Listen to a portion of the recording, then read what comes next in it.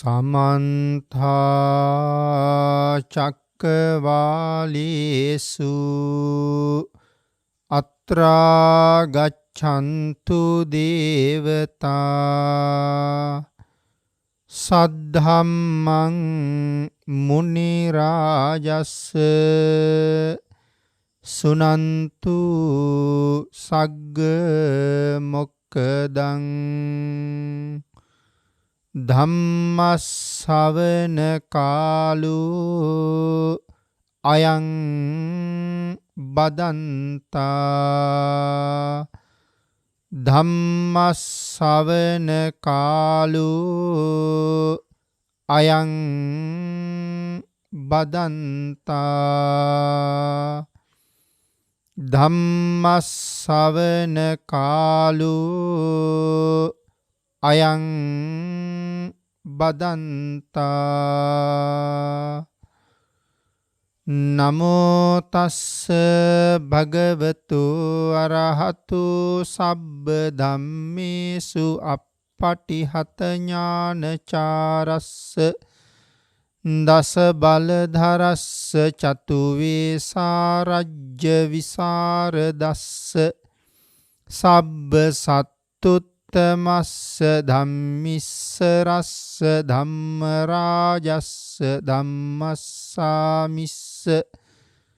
තථාගතස්ස සබ්බඤුනෝ සම්මා සම්බුද්දස්ස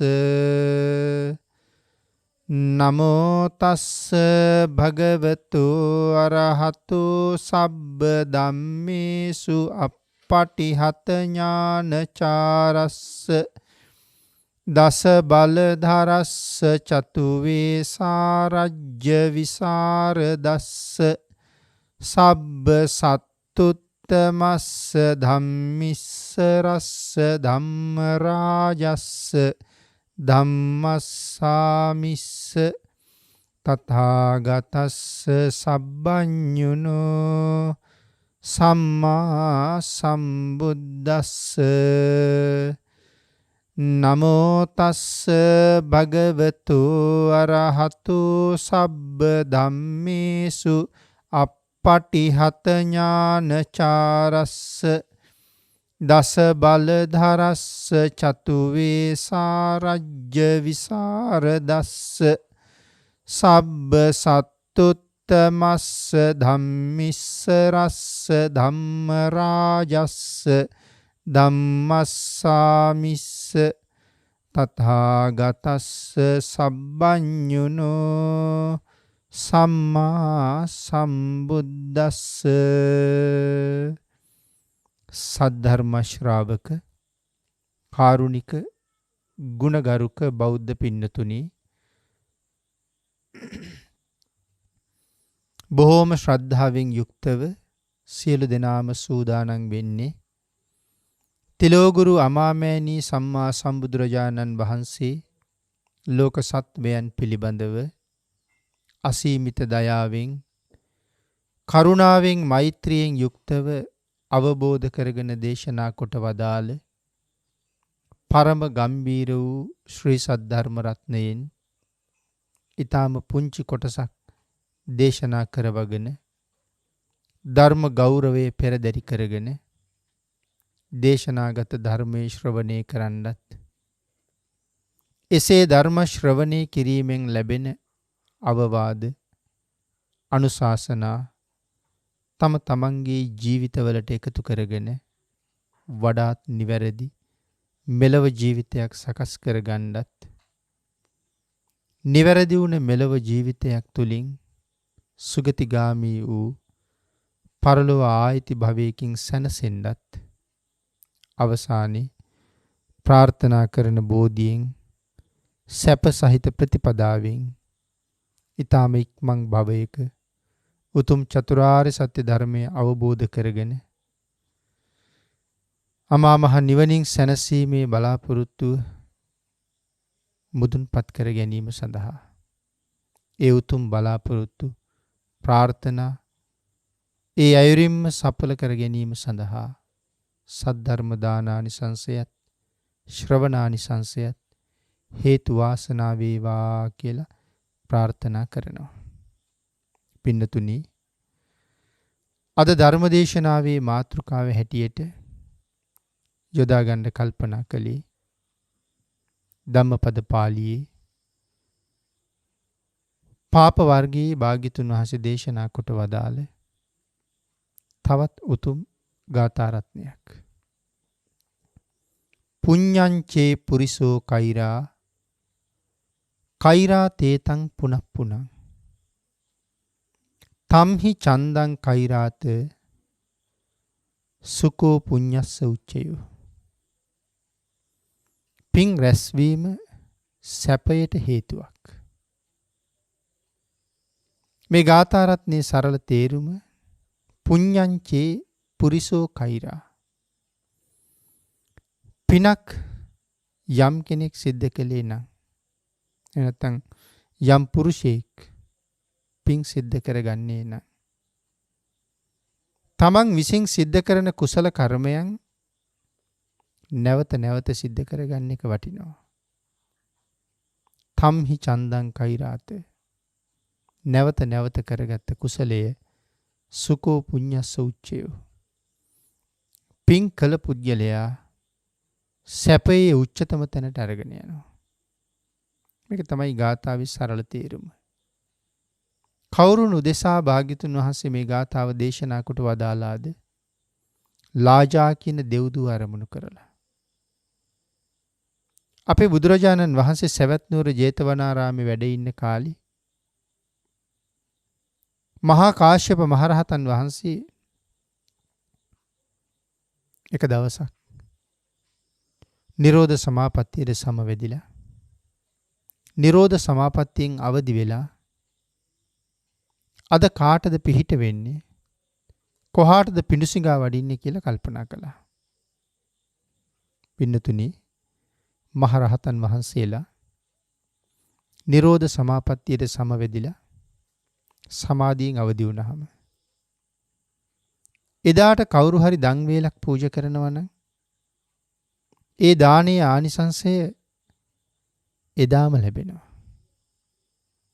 එහෙම නැත්නම් සඳහන් කරන්නේ දවස් 7ක් ඇතුළත අනිවාර්යෙන් ලැබෙනවා කියලා. නමුත් මේ ධර්මයේ තුල අපිට මුණ ගැහෙන බොහෝ තැන්වල මුණ ගැහෙන්නෙම දානේ දුන්න දවසේම ආනිසංසය ලැබුණ අවස්ථා. ඉතින් ඒ රහතන් වහන්සේලා එදාට විශේෂයෙන් බලනවා අද විශේෂයෙන් පිහිට විය යුතු කෙනෙක් ඉන්නවද කියලා. මොකද ඒ දවස ඇතුළත දිලින්දෙක් නම් මහා ධනවතෙක් බවට පත් වෙනවා. ඒ විපාකයේ ඒ තරම් ප්‍රබලව පළ දෙනවා. කරුණාව මෛත්‍රිය නිසා එහෙම තැනක් සුදුස්සෙක් බලලම තමයි වඩින්නේ. බින්දතුනි, මහ රහතන් වහන්සේ නම ලෝකයට මොනතරම් ආශිර්වාදයක්ද. දවස් 7ක්ම निराहाරව ඉඳලා 7 වෙනි දවසේ එළි වුණාම තමයි මේ සමාධියෙන් අවදි වෙලා මේ පිණ්ඩපාතේ වඩින්න තීරණය කරන්නේ. එතකොට නිරෝධ සමාපත්තිය තුළ වැඩ ඉන්න තාක්කල් බඩගිනි වේදනාව දැනෙන්නේ නැහැ. හැබැයි සමාධියෙන් අවදි වුණාට පස්සේ එතෙක් දින ගණනක් තුල බඩගිනි වේදනාව හොඳටම දැනෙනවා. මේ දින ගණන තුලම ආහාර නැති නිසා දින ගණනාවක් ආහාර නොලැබීමේ වේදනාව දැනෙනවා හොඳටම. ඉතින් සාමාන්‍ය සඳහන් කරන්නේ මනුස්ස ලෝකේ දවස් 7ක් ආහාර නොගෙන හිටියොත් ඊට පස්සේ ජීවත් කරවන්න බැහැ කියලානේ. ඒ නිසා 7 දවසේ සමාධියෙන් අවදි වෙලා පිඬුසිඟා වඩින්න තීරණය කරනවා. කවුරු හරි දන් වේලක් දුන්නොත් එතනින් එහාටත් රහතන් වහන්සේ ලෝක සත්වයා වෙනුවෙන් තවත් වැඩ ඉන්නවා. එහෙම නැත්නම් පිරිනවම් පානවා. ඉතින් ඒ නිසා එදාට දෙන දාණය දායකයාට අතිශයින්ම මහත්ඵලයි. ඒක රහතන් වහන්සේ දන්න නිසා සුදුසු තැනක් හොයාගෙනම තමයි වඩින්නේ. එදා මහා කාශ්‍යප මහරහතන් වහන්සේ කාටද පිහිට වෙන්නේ කියලා බලනකොට රහතන් වහන්සේ දැක්කේ ඊටම දුප්පත් කාන්තාවක්. එල් හේනක මුරකාරිනියක්. නමුත් ඇයට බොහොම පින් තියෙනවා. අද ඇයට පිහිට විය යුතුයි කියලා කල්පනා කළා. එදා දහවල් කාලේ ඇයත් හේනෙන් ඇල් කරල් ටිකක් නෙලාගෙන හේනේ තිබිච්ච පැලට ඇවිල්ලා ඇගේ දවල් ආහාරය වෙනුවෙන් ඒ ඇල් කරල් ටික බදිනවා. විලඳ හැටියට බදිනවා. ඇය විලඳ බැදලා ඉවර වෙනකොට ඇයට තේරුණා කවුරු හරි ආවා වගේ. ඒ නිසා ඇය හැරිලා බැලුවා දොරටුව දිහා. මහරහතන් වහන්සේ පිණ්ඩපාතේ වැඩලා. ඇයට ඇති වුණේ පුදුමාකාර සතුටක්. ඇය කල්පනා කළා අද හරි වාසනාවන්ත දවසක් මට. මන් දුප්පත් කාන්තාවක්. මට දන් දෙන්න හිතෙන වෙලාවට මට දෙන්න දෙයක් නැහැ. දෙන්න දෙයක් තියෙන වෙලාවට මට දෙන්න කෙනෙක් නැහැ. නමුත් අද දෙන්න දෙයක්ත් තියෙනවා. දෙන්න කෙනෙකුත් ඉන්නවා. මා සකස් කරගත්ත විලඳ පිණ්ඩපාතේ වැඩපු මේ ස්වාමින් වහන්සේට පූජා කරනවා කියලා හිතලා බොහෝම ශ්‍රද්ධාවෙන් වන්දනා කරලා තමන්ගේ විලඳ ටික ඒ පාත්‍රයට පූජා කළා. මහා කාශ්‍යප මහරහතන් වහන්සේ ඇයට ආශිර්වාද කරලා උන්වහන්සේ ආපහු වැඩම කළා. දහවල් ආහාරය සඳහා ආයෙත් විලඳ ටිකක් බෙදගන්න හිතාගෙන අර කාන්තාව නැවත හැල් නෙලන්න ගියා. පින්නතුනි හැල් පඳුරක් අස්සේ ඉඳලා දෂ්ට කරපු සර්පෙක් නිසා ඇය මරණයටපත් වුණා. මරණයත් සමගම ඇය සුගතිය උප්පත්තිය ලැබුවා. දිව්‍ය ලෝකේ අප්‍රමාණ දිව්‍ය සැප සම්පත් අතර මහත් සම්පත්තියක් උරුම කරගෙන ඉපදිච්ච අය කල්පනා කළා මෙවන් උසස් සැපතක් ළඟට මාව යොමු කරන්න මට පිහිට වුණේ කවුද කියලා.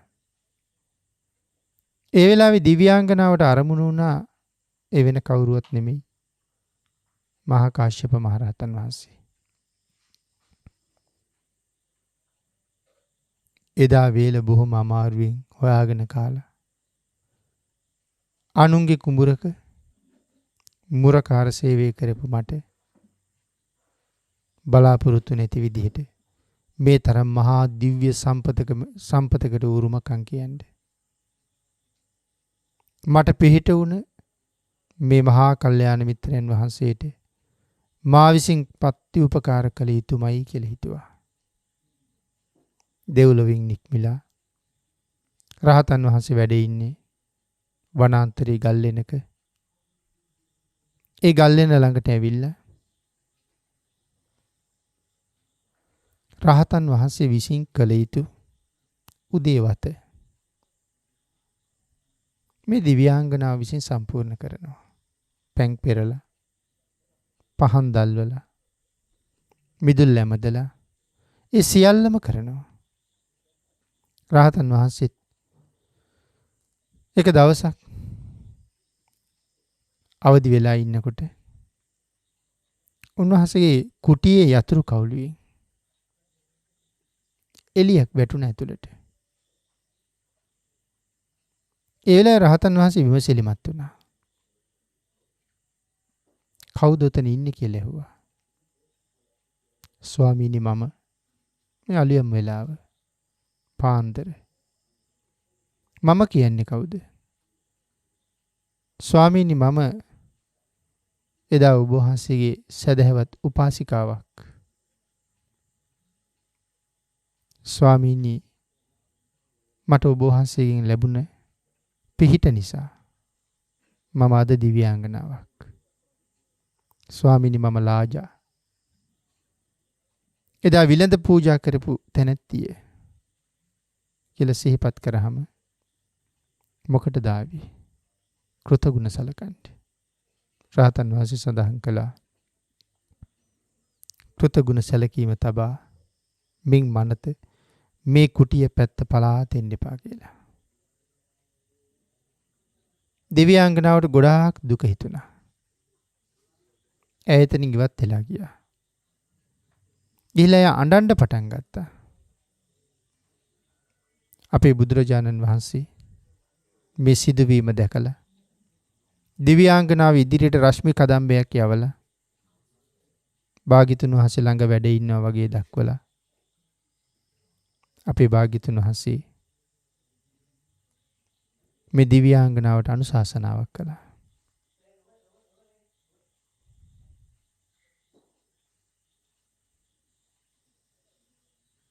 දිව්‍යාංගනාව බුදුරජාණන් වහන්සේගේ අනුශාසනාවෙන් බොහොම සතුටටපත් වුණා. මොකද්ද භාග්‍යතුන් වහන්සේගේ අනුශාසනාව?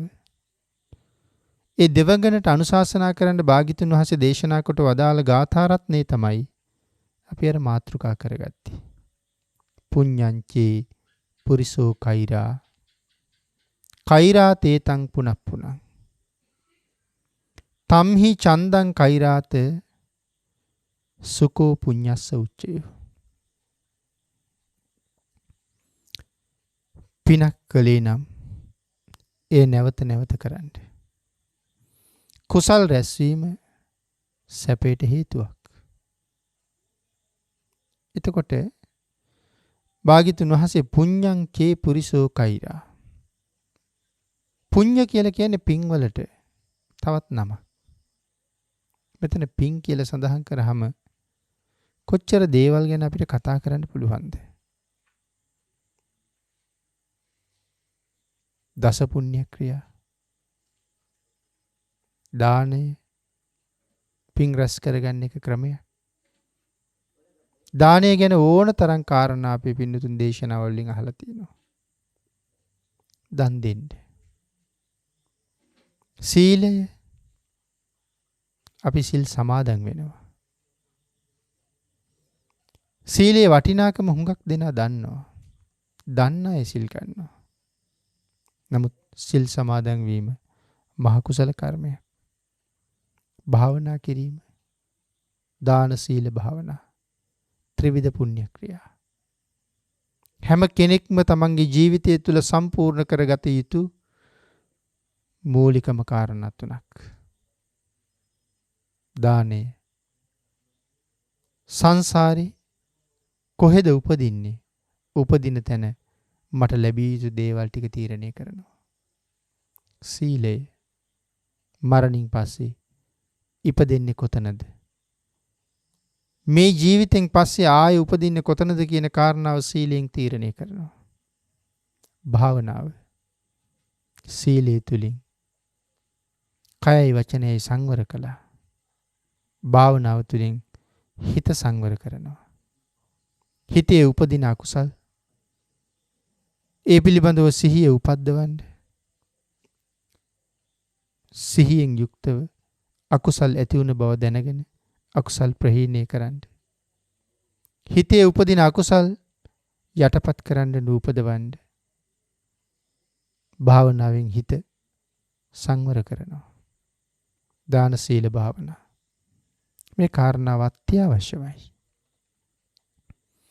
එක දවසක් දන් දුන්නා කියලා, එක දවසක් සිල් ගත්තා කියලා, එක දවසක් භාවනා කළා කියලා මං ඒ ටිකත් කළා කියලා අත්හරින්නද? භාග්‍යතුන් වහන්සේ දේශනා කරන්නේ නැවත නැවත කරන්න. නැවත නැවත කරනකොට එයින් ලැබෙන ආනිසංසය මහත්ඵලයි. විශාලයි, දීර්ඝ කාලයක් මට සැපේ සඳහාම හේතු වෙනවා. ඔබට මතක ඇති පින්නතුනි. කටත්තා, උපචිතත්තා, උස්සන්නත්තා, විපුලත්තා. ලක්කන සූත්‍රයේ කතාව. මහ බෝසතාණන් වහන්සේ පාරමිතා පුරන කාලේ පින් කරපු හැටි. කටත්තා පින් කරන්න ඕනේ. උපචිතත්තා නැවත නැවත කරන්න ඕනේ. උස්සන්නත්තා. එතකොට තමයි ඉස්සිලා පින් ගොඩක් වගේ පේන්නේ. විපුලත්තා. ඒක තමයි ඒක එතකොට තමයි ඒක විපුල ඵලයක් ගෙනල්ලා දෙන්නේ. උදාහරණ හැටියට නිතර අපි සාකච්ඡා කරපු කරුණක්. අපි කියමු අපි තැනකට බොරළු කැටයක් දානවා. හැබැයි ඒක බොරළු කැටයයි ඒක ලොකු පෙනුමක් නෑ අපිට. හැබැයි දවස ගානෙ මුතෙන්ට බොරළු කැට එකතු කරනවා. දවස් 100ක් විතර යනකොට සෑහෙන බොරළු කන්දක්. කැට ගොඩක්, කැට 100ක් හොඳට පේනවා. නැවත කරනකොට ඒක මහ පොළොවෙන් උඩට ඉස්සිලා බොරළු ගොඩක් ගහනවා. පින්නතුනි එක දානයක් පූජා කරාම අපිට ඒකෙන් මහා කුසලයක් ලැබෙනවා. නමුත් කරුණු ගොඩක් සඳහන් කරන්න ඕනේ. මොනවද පූජා කළේ? භාග්‍යතුන් වහන්සේ දස දාන වස්තුවක්ම දේශනා කළා. ඒ දාන වස්තු ඔක්කොම ජීවිතේක සම්පූර්ණ කරගන්න කියලායි දේශනා කළේ. ඒ දේවල් වලින් විවිධ ආනිසංස තමයි ලැබෙන්නේ. නමුත් එයත් නැවත කරගන්න පුළුවන් නම් තවත් වටිනවා. අන් ඒක නිසා එක දානයක්, දෙකක්, තුනක්, පහක්, 10ක්, 20ක්, 100ක්. එතකොට දානම 100ක් පූජා කරලා බලන්න කොයි තරම් ලොකු ආනිසංසයක් ලැබෙනවද කියලා. එතකොට දන් දීමේ කුසලය මගේ සංසාරගත ජීවිතේ වෙනම ඉස්සිලා පේනවා. මේ තමයි දන් දීපු කුසල්. මේ තමයි සිල් ගත්ත කුසල්. සීලය. මේ තමයි භාවනාවෙන් රැස් කරගත්ත කුසලය. නැවත භාවනා කළා. ආන් ඒ විදිහට එකම කුසල කර්මයේ නැවත කරලා ඒ පින වඩා වර්ධනය කරගන්න ඕනේ. ඊළඟට දේශනා කළා පින් දීම, පින් අනුමෝදන් වීම, මේකට කියේ පත්තිපත්ත අනුමෝදන. පින් දෙනවා කියන එක ලොකු පින්කමක්. අපි කරගත්ත පින් අපි තව කෙනෙකුට දෙනවා. අපි මේ පින් තව කෙනෙකුට දුන්නහම මට පින්කම කිරීමේ කුසලයයි පින් දීමේ කුසලයයි කුසල් දෙකක් තියෙනවා. හැබැයි පින් දුන්න කෙනා සතුටු සිතින් පින් අනුමෝදන් වුණාම ඔහුටත් ඒ පින් ලැබෙනවා. හැබැයි සතුටින් කැමැත්තෙන් අනුමෝදන් වෙන්න ඕනේ. ගරු සම්ප්‍රයුක්තව අනුමෝදන් වෙන්න ඕනේ. පින්නතුනි මේ ලෝකේ වෙන මොනවා දුන්නටත් වඩා වටිනව පින් දෙන එක. හිතන්න පින් වලට වඩා වටින්න මොනවද දෙන්න තියෙන්නේ කියලා. ගෙවල්, ඉඩම්, යාන වාහන, රන් රිදී මුතුමැණික් මොනවද ඒ වගේන් කරන්න පුළුවන්. ජීවත් වෙලා ඉන්නකම් අපිට යම් සහයෝගයක් ඒ දේවල් වලින් තියෙනවා. නමුත් ඒ කිසිම දෙයකින් පුළුවන්ද අපිව සතර අපායෙන් එතර කරන්න? සංසාරي සුවපත් කරන්න. සාපිපාසාදී දුකෙන් මුදවන්න. ඒ දේවල් මේ ජීවිතේට විතරක් පිහිටයි. නමුත් යමෙක් පින් අනුමෝදන් වෙනවා නම් හරියට යමෙකුට යමෙක් දෙනවා නම් යමක් ඒ තමයි මේ ලෝකේ දෙන්න තියෙන හොඳම දේ. පින් දෙන එක. එතකොට ඔහු මනාව පින් අනුමෝදන් වෙච්චහම සුගතිගාමී ජීවිතයක් උනත් උදා කරගන්න පුළුවන්. නිවන් මගට ඒක උපනිශ්‍රේ කරගන්න පුළුවන්. විශාකා මහ උපාසිකාව පූර්වාරාමේ පූජා කරලා තමන්ගේ යෙහෙලියන්ට පින් අනුමෝදන් කරාම පින් අනුමෝදන් වෙච්ච යෙහෙලියක් දිව්‍යාංගනාවක් වෙලා ඉපදුනා. මහරහතන් වහන්සේලා දෙව්ලොව වැඩලා මොනවාගේ පින් කරපු නිසාද මේ තරම් තේජවන්ත කියලා අහපුවම සඳහන් කළේ ස්වාමිනි මං කරපු පිනක් නෙමෙයි. මගේ යෙහෙලිය විශාකා පූර්වාරාම පූජාව සිද්ධ කරලා අපිට පින් දුන්නා. ඇය දුන්න පින් හොඳට අනුමෝදන් වුණා. ඒ පින අනුමෝදන් වෙච්ච නිසා එහි මහිමේනුයි මට මේ තරම් දිව්‍ය සම්පත් ලැබුණේ කියලා. පින් දුන්නට කවදාවත් අඩු වෙන්නේ නැහැ. සමහර කෙනෙක් හිතනවා මෙච්චර පිරිසකට පින් දුන්නාම කොහෙන්ද මට ඉතුරු වෙන්නේ කියලා. එහෙම එකක් නෑ පින්නතුනි. දෙන්න ලැබෙනවා. අපි කියමු අපි එක පින්කමක් කළා. 10 දෙනෙකුට පින් දුන්නා කියලා. එතකොට Tamanට කොච්චර තියෙනවද? 10 දෙනෙකුට දුන්නා කියලා කියන්නේ මම පින්කම් 11ක් කරලා තියෙනවා. මොකද පින්කම් 11? ඒ 10 දෙනාට පින් දෙන්න මං කරගත්ත පින්කම එකක්. පත්ති දාන පින්කම් 10ක්. එතකොට 11යි. එහෙනම් පින් දීම, පින් අනුමෝදන් වීම මේ දෙකම ඊටාම වටිනවා. නිතර පින් දෙන්න. පින් දීම තුල තවත් නිතර අපි කුසල් රැස් කර ගන්නවා. පිදිය යුත්තන් පිදීම, දහම් දෙසීම, දහම් ඇසීම. පිදිය යුත්තන් පිදීම කවුද? තුනුරුවන්, මව්පියන්, ගුරුවරුන් මේ ලෝකේ අපි විසින් ගරු කළ යුතු ශ්‍රේෂ්ඨ උතුමන් වහන්සේලා. ලෞතර බුදුරජාණන් වහන්සේ වෙනුවෙන් යම් කෙනෙක් යම් උපකාරයක් කරනවා නම් කොයිතරම් මහත්ඵල කුසල් ලබනවද? ලෞතර බුදුරජාණන් වහන්සේ වෙනුවෙන් යමෙක් බුද්ධ පූජාවක් කරනවා නම් කොයිතරම් මහත්ඵල කුසල් ලබනවද? හිතලා බලන්න පින්නතුනි. මේ ලෝකේ පිදිය යුතු උතුමන් අතර ඉහළින්ම ඉන්නේ භාග්‍යතුන් වහන්සේ.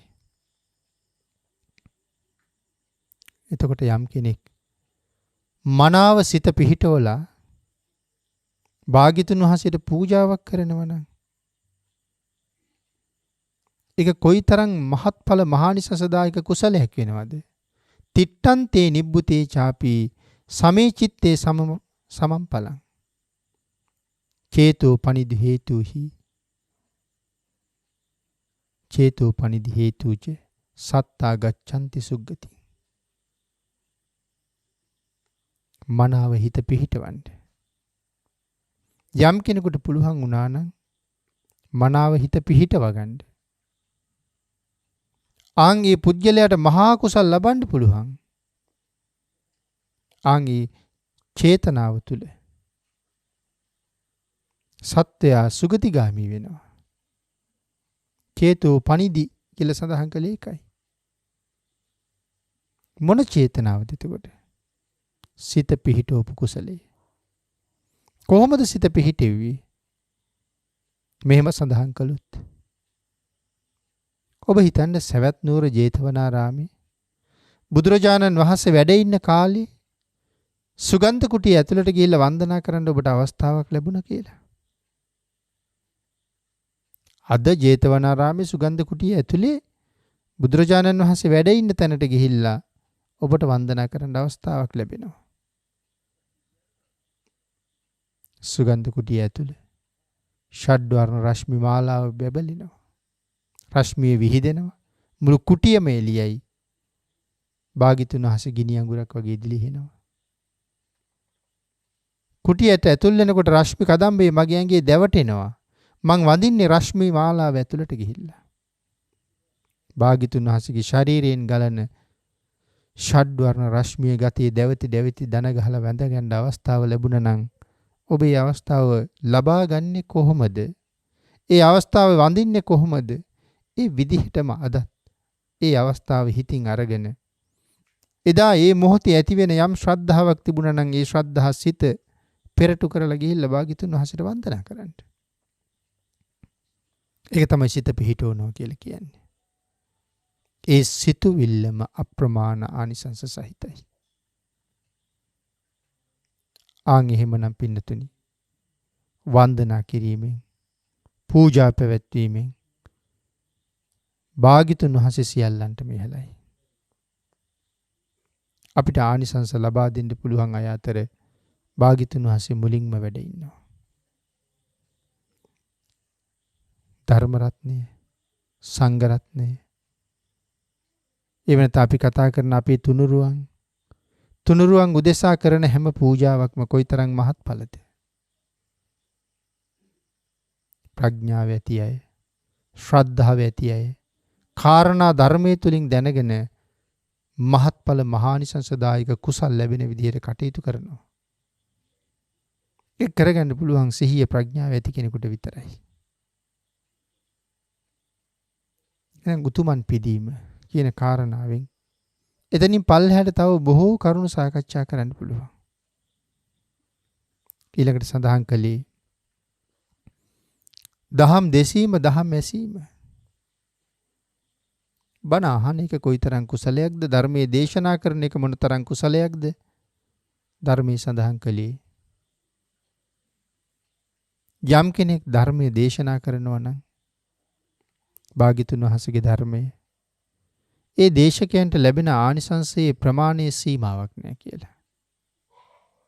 ධර්මයේ දානය කිරීමෙන් ලැබෙන ආනිසංසයේ සීමාවක් නැහැ. අසීමාන්තික කුසලයක්. ඉතින් බලන්න එතකොට මනාව භාග්‍යතුන් වහන්සේගේ ධර්මයේ දේශනා කරන්න යම් කෙනෙක් අවස්ථාව හදා ගන්නව නම් ඒ අය කොයිතරම් කුසල් රාශියක් අත්පත් කර ගන්නවද කියලා. හැබැයි හරියට දේශනා කරන්න ඕනේ. නිර්මලව දේශනා කරන්න ඕනේ. බලාපොරොත්තු රහිතව දේශනා කරන්න ඕනේ. බලාපොරොත්තු රහිතව දේශනා කරන්න කියන්නේ ලාභ ලෝභ අපේක්ෂාවෙන් නම් භාග්‍යතුන් වහන්සේගේ ධර්මයේ දේශනා කරන්නේ. ඒක නොකළ යුත්තක්.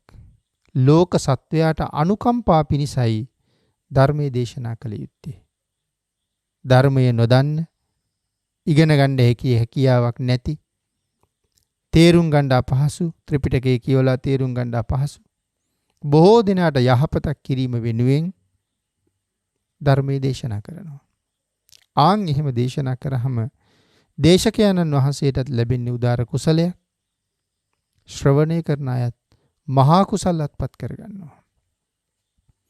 හැබැයි Taman කැමති විදිහට ධර්මය වෙනස් කරන්න බෑ. නොයෙක් හේතු මත සමහර වෙලාවට වෙනස් කරනවා.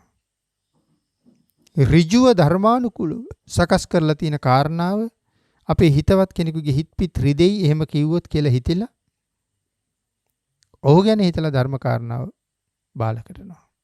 වෙනස් කරනවා. හිත සනසන්න යමක් කියනවා. එහෙම බෑ. ධර්මයේ ධර්මයමයි. එහෙම කාරණාව වෙනස් කරලා ඔහුගේ හිත සනසන්න යමක් කියනවට වඩා සත්‍ය කාරණාව ප්‍රකාශ කරාම ඒක ඒ පුජ්‍යලයටත් ලොකු ලාභයක්. ඔහු අඩුපාඩුව හදාගනි. එහෙම නැති වුණොත් ඔහු නැවත ඒ වැරදි කරන කෙනෙක් වෙනවා. අනික මේ ධර්මයේ තුල අතන වැරදිලා මෙතන වැරදිලා කියලා අපිට කියන්න දෙයක් නෑ පින්නතුනි. වරදක් නෑ ධර්මයේ තුල. අපිට හදන්න බෑ මේ ධර්මයයි. භාග්‍යතුන් වහන්සේට ਸਰවඥතා ඥාණයෙන් අවබෝධ වුණ ධර්මය. අවබෝධ කළ ධර්මය. මනාව දේශනා කළා. මනාව පනවලයි තියෙන්නේ. මනාව පිහිටවල විවරණය කරලායි තියෙන්නේ. ඒ නිසා අපිට කරන්න දෙයක් නැහැ. ඇලපිල්ලක් ඉස්පිල්ලක්වත් අඩු කරන්න අපිට අවස්ථාවක් නැහැ. යමෙක් එහෙම වෙනසක් හෝ කරනවා නම් ඒක නිරයගාමී වෙන්න තරම් හේතුවක්. ඒ නිසා ධර්ම දේශනාව ඊටාම නිවැරදිව ශ්‍රාවකයා සම්බන්ධයෙන් අනුකම්පාවෙන් සත්වයාගේ සුගතියට මඟ කියමනක් හැටියට දේශනා කරන්න පුළුවන්. එහෙම නැතුව භාග්‍යතුන් වහන්සේ මහා කල්ප අසංඛ්‍ය 4.1 මේ සංසාරේ දුක් විඳලා අවබෝධ කරගත්ත ධර්මය. සත්වයා සසරින් එතර කරවන්න අවබෝධ කළා මිසක් ඒසා දීර්ඝ කාලයක් සංසාරේ දුක් විඳ සත්වයා සංසාරයෙන් එතර කිරීමේ මඟ හොයන්න මිසක් උන්වහන්සේ හොයාගෙන ලෝක සත්වයාට කියලා දුන්න මේ දහම් මඟ තවත් කෙනෙකුගේ ජීවන උපායක් කරන්න නෙමෙයි. මේ ශාසනය ඇතුලේ තව කෙනෙකුට රැකියාවක් හොයලා දෙන්න නෙමෙයි. සත්වයා සංසාරයෙන් එතර කරවන්න. ඒක නිසා සම්මා සම්බුද්ධ ශාසනය සසරින් එතර වීම සඳහාමයි අපි භාවිතා කළ යුත්තේ. භාග්‍යතුන් වහන්සේගේ ධර්මයේ කාටවත් මිල කරන්න බෑ. යමෙක් එහෙම කරනවා නම් රැස් කරන අකුසල් කන්දරාවත් නිමක් නැහැ. ඒකයි මම සඳහන් කළේ අපිට රැකියාවක් හොයලා දෙන්න නෙමෙයි මහා කල්ප අසංඛ්‍ය 4ක් තවත් ලක්ෂ එකක් දුක් විඳී. හැමෝටම සංසාරයෙන් එතර යන්න පාර කියන්නේ. ආන් ඒක නිසා කරුණා මෛත්‍රී පෙරදරි කරගෙන ලෝක සත්වයා සංසාරයෙන් එතර කරවීමේ චේතනාව මත ධර්මයේ දේශනා කළ යුතුයි. ධර්ම ශ්‍රවණේ භාග්‍යතුන් වහන්සේ දේශනා කරපු විදිහට මනාව ධර්ම ශ්‍රවණය කළ යුතුයි.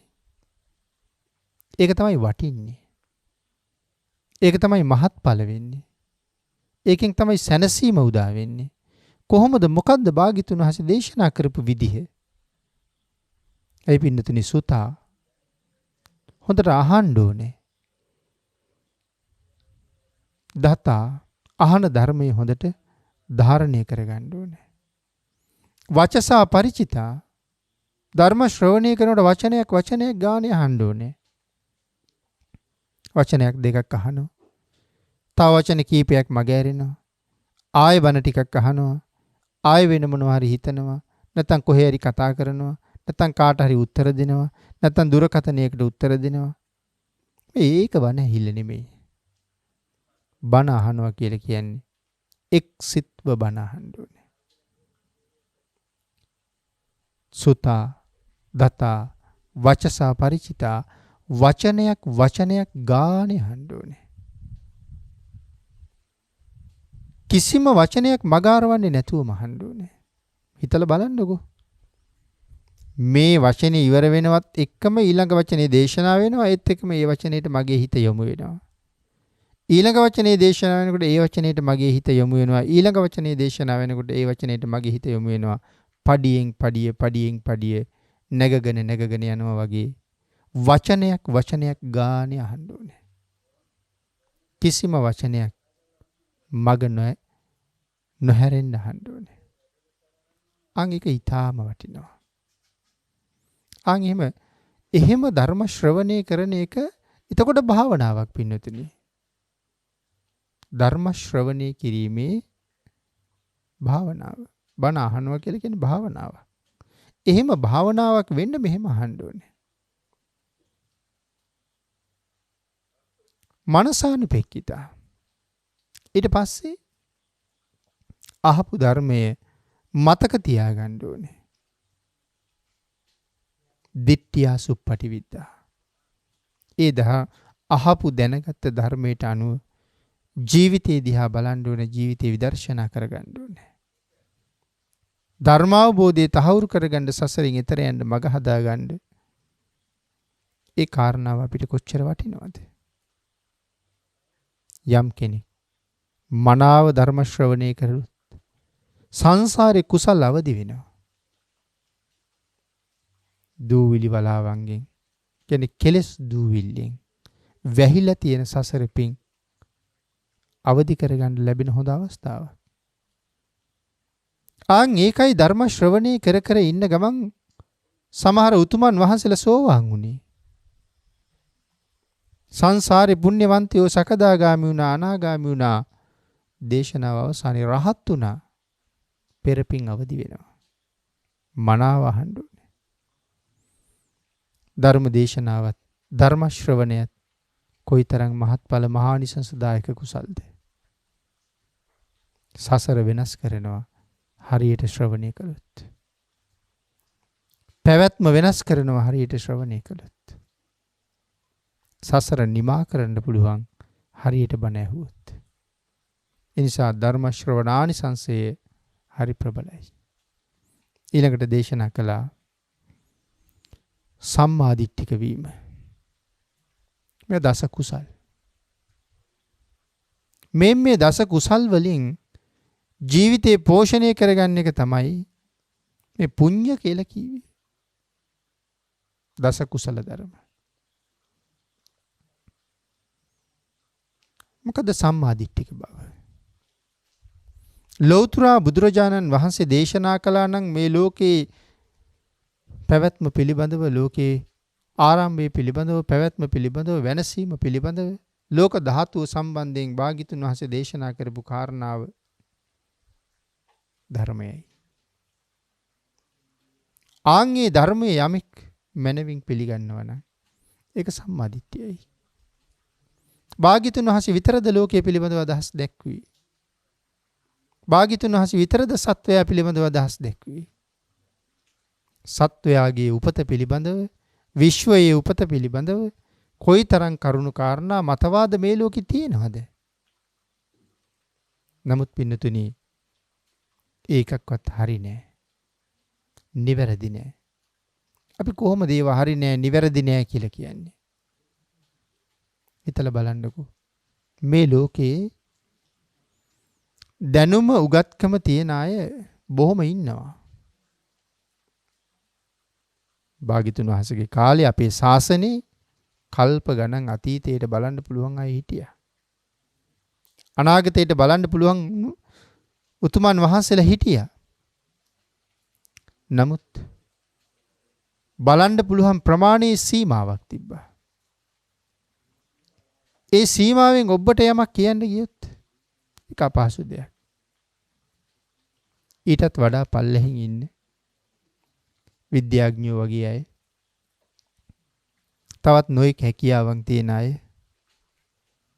ඒ ඇයට යමක් දිහා බලලා යමක් කියන්න පුළුවන් හැකියාවක් තියෙනවා නම් ඒ ඊටා සීමිත හැකියාවයි. එනේ සීමිත හැකියාවක් තියෙන කෙනෙකුට මේ විශ්වයේ හැබෑම උපත පිළිබඳව කියන්න බෑ. මේ ලෝකේ හැබෑ යථාර්ථය පිළිබඳව කියන්න බෑ. එහෙම කියන්න නම් මේ ලෝකේ සියල්ල පිළිබඳවම මන අවබෝධයක් තියෙන්න ඕනේ. එහෙම කෙනෙක් ලෝකේ ඉන්නවා නම් ඒ ලෞතර බුදුරජාණන් වහන්සේ විතරයි. සර්වඥතා ඥානය, සියල්ල දක්නා නුවණ, මේ ලෝකේ නොදකින දෙයක්, නොදන්න දෙයක්, නොවැටහෙන දෙයක්, නොතේරෙන දෙයක් භාග්‍යතුන් වහන්සේට නැහැ. ඕනෑම සත්වයක් පිළිබඳව, ඕනෑම වස්තුවක් පිළිබඳව, ජීවීද අජීවීද, ඒ සියල්ල ගැන සියල්ලම භාග්‍යතුන් වහන්සේ දන්නවා. ආන්ගේ නිසා සියල්ලම දැනගෙන භාග්‍යතුන් වහන්සේ දේශනා කළා නම් යම් අදහසක්, ඒක තමයි නිවැරදි අදහස. යමක් ගැන යම් ප්‍රමාණයක් දැනගෙන යමෙක් දැක්කුවා නම් අදහසක්, ඒක ਸਰව සම්පූර්ණ සත්‍ය නෙමෙයි. ආන්ගේ නිසා ඒවා මිස දිටු බවට පත් වෙනවා. වැරදි දැකීම. සම්මා දිට්ඨිය භාග්‍යතුන් වහන්සේ දේශනා කරපු කාරණාව. යමෙක් තුළ මේ කාරණා ටික නිතර සම්පූර්ණ විය යුතුයි. මේ කුසල කර්ම නිතර අපි සම්පූර්ණ කරගත යුතුයි. පුඤ්ඤංචේ පුරිසෝ කෛරා. මේ කාරණා 10 නිතරම යමෙක් සම්පූර්ණ කරගන්නවා නම් ඔහුගේ ජීවිතයේ බොහොම වේගෙන් කුසලයත් එක්ක පෝෂණය වෙනවා. කෛරා තේතං පුනප්පුනං. හැබැයි මේ කාරණා 10ම එක පාරක් විතරක් ජීවිතේ සම්පූර්ණ කරගත්ත කියලා නිශ්ශබ්ද වෙන්න එපා. මුල ඉඳලා අගට කරලා නැවත පටන් ගන්න. නැවත පටන් ගන්න. ආන් ඒකයි මං කීවේ කටත්තා උපචිතත්තා උස්සන්නත්තා විපුලත්තා. ජීවිතේ සැඳෑ සමයටම ගිහිල්ලා ලෙඩ ඇඳේ වැතිරිලා තමන්ගේ අතීතය ආවර්ජනය කර ඉන්න වෙලාවට තමන් කරපු දේවල් සිහිපත් කරනකොට හරියට නිකන් කඳුකර ප්‍රදේශයකට ගිහිල්ලා හාත්පස බලපුවාම ඈතින් ඈතට කඳු මුදුන් වගේ පේනවා වගේ තමන් කරගත්ත ඒ කුසල කර්මයන් මනසට නැගෙනවා, ඉස්සිලා පේනවා. ඒ නැවත කරගත්ත නිසා දේශනා කළා චන්දං කෛරාත, කැමැත්ත දියුණු කිරීම. පින්කම් කළ කල ඒ කුසලයේ කෙරෙහි සිහිය එළවා නැවත ඊටාම කැමැත්තෙන් ඒ පින්කම් සම්පූර්ණ කරගන්න කියලා. කැමැත්තෙන් පින්කම් කරගන්න කියලා. තම්හි චන්දං කෛරාත. ඊටාම උනන්දුවෙන් උවමනාවෙන් කැමැත්තෙන් ශ්‍රද්ධාවෙන් තමන් සිද්ධ කරගත්ත කුසල ධර්මයන්. තමන් කරගත්ත කුසල ධර්මයන්. සුකෝ පුඤ්ඤස්ස උච්චයෝ. මේ සංසාරේ දවසක අපි සැපයෙන් සැපයටපත් කරනවා. මේ කුසලය අපි සැපේ උච්චතම තැනට අරගෙන යනවා. පින්නතුනි යමෙක් කුසල් රැස් කරනවා කියලා කියන්නේ මොනව කරනවටද? අපේ භාග්‍යතුන් වහන්සේ මා පුණ්‍ය භායි කියන සූත්‍ර දේශනාවෙන් දේශනා කොට වදාළි මහණෙනි පිනට බය නොවව් කියලා. පිනට බය වෙන්න එපා. හැකිතරම් පින් රැස් කරගන්න කොච්චර රැස් කළත් වැඩි වෙන්නේ නැහැ. ඒ හින්දා පිනට බය වෙන්න එපා. මහණෙනි පින කියලා කියන්නේ සැපේට නමක්. යමෙක් පින් රැස් කරනවා කියලා කියන්නේ ඒ ජීවිතය තුළ සැප රැස් කරගන්නවා කියන එකයි. කොහාටද සැප රැස් කරන්නේ? මුළු සංසාරෙටම ඇති වෙන්නයි රැස් කරන්නේ. ඇති වෙන එකක් නෑ. සංසාරේ කොච්චර කල්යයිද දන්නේ නැහැ. නමුත් පින් රැස් වෙන්න සසර මග කෙටි කරගන්න අපිට හරි පහසුයි. කුසලයාගේ උපකාරයකට නොඅඩුව තියෙනවා. ආන් ඒක නිසා පින් කරනවා කියන එක පින්නතුනි කවදාවත් අතපහු කරන්න එපා. එක පාරක් කරලා නවත්තන්න එපා. සමහර අය ජීවිතේටම දන් දීලා නැහැ.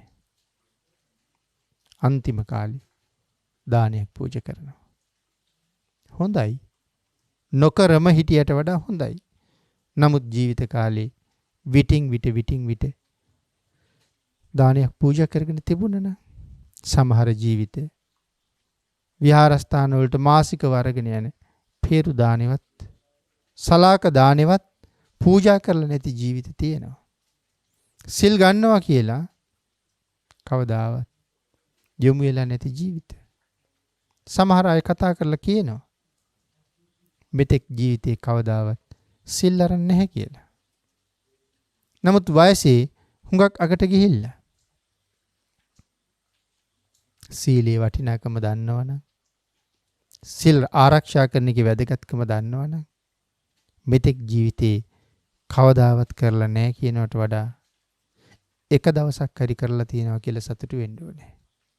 මොකද බුද්ධාන්තරය දුර්ලභ මනුෂ්‍ය ජීවිතයක් අපිට කවදා ආයේ මේක ලැබෙන්නේද?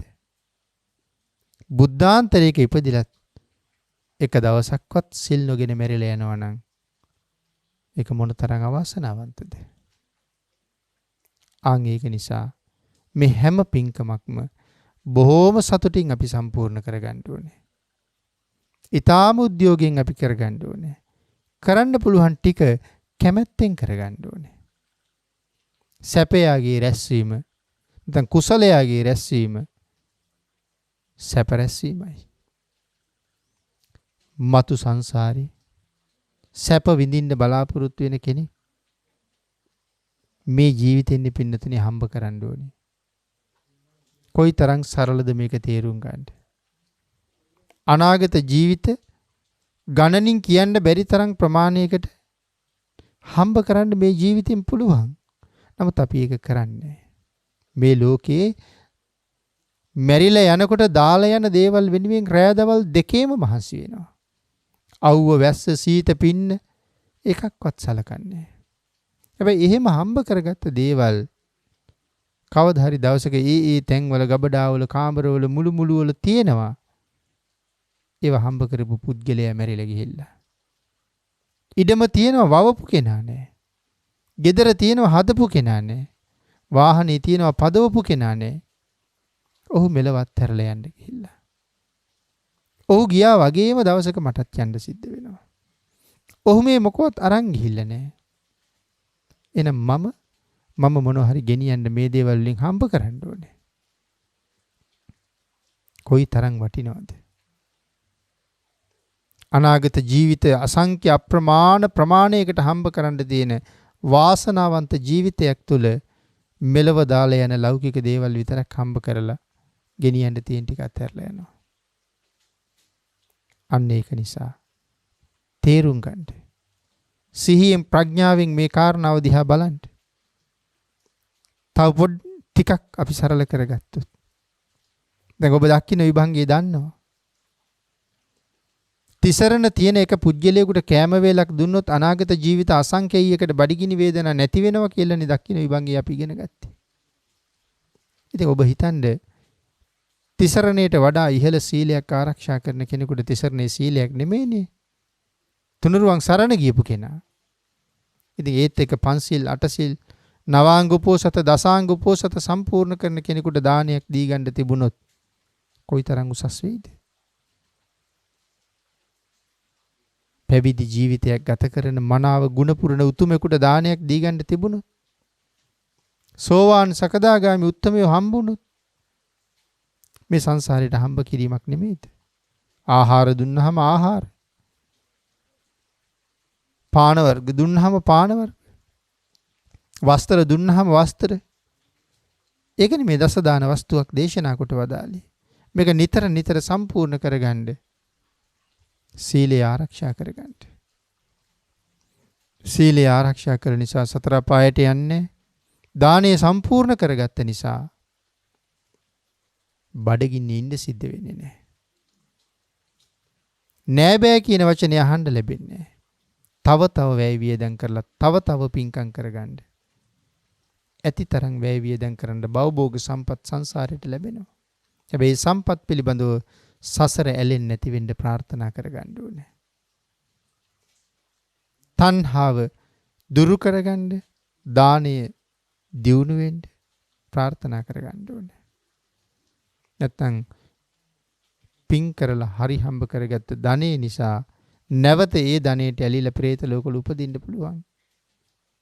සසර ප්‍රඥාවන්තයෝ දන් දෙනකොට ඒ හැම සියල්ලක්ම සම්පූර්ණ කරගත්තා. මහ සිටුමැති ඇමතිවරු තමන්ගේ වස්තු අත්හැරපු හැටි, අනාථ පිණ්ඩික ආදී සිටුවරු ළඟ තිබුණ සම්පත් නමුත් ලෝභකමක් නැතුව අත්හැරලා දන් දීපු හැටි. ආන් එහෙම මහ දන් දීලා සංසාරේ කෙරවල කරන්න මග හදාගන්න මේ කුසලයාගේ රැස්වීම එකතු වීම අපිට මහ සැපයක්. ඒ හින්දා පින්නතුනි මෙලව දාලා යන දේවල් වෙනුවෙන් රැදවල් මහන්සි වෙන බව ඇත්ත. ඔබ ප්‍රඥාව පාවිච්චි කරලා ගෙනියන්න පුළුවන් යමක් හම්බ කරගන්නත් ඒ වගේ මහන්සි වෙන්න. මතු සංසාරේ මේ ජීවිතයේ තිබිච්ච දුක් කරදර කම්කටොළු වලට මූණ පාන්න එපා නම් සංසාරගත ජීවිතයේ සුවපත් කරගන්න ඕන නම් අද නැති සැප එදාට ලබන්න අත තියෙන දුක එදාට නැති කරගන්න නම් අපි ළඟ තිබිය යුත්තේම පින. පිනෙහි රැස්වීම සැපයයි කියලා දේශනා කළේ. ආන් ඒ නිසා මේ සඳහන් කරන්ට යෙදුන දසමහා කුසල ධර්මයන් ජීවිතේ ප්‍රගුණ කරන්න. වරක් නෙමේ දෙවරක් නෙමෙයි හැකිතරම් සම්පූර්ණ කරන්න. ශ්‍රද්ධාවෙන් ප්‍රඥාවෙන් වීරියෙන් ඒ කාරණාවට යෙදෙන්න. ආන් එදාට අති දීර්ඝ කාලයක් සසර කොච්චර අපි උපදීද නිවන් දකින්න තුරු සසර මගේ දුකක් නැතුව ඉදිරියට පවතින්න. නැවත නැවත පින් කරලා කුසල් රැස් කරගන්න ඕනේ. නිවන ලැබෙන දවසක ලැබෙනවා.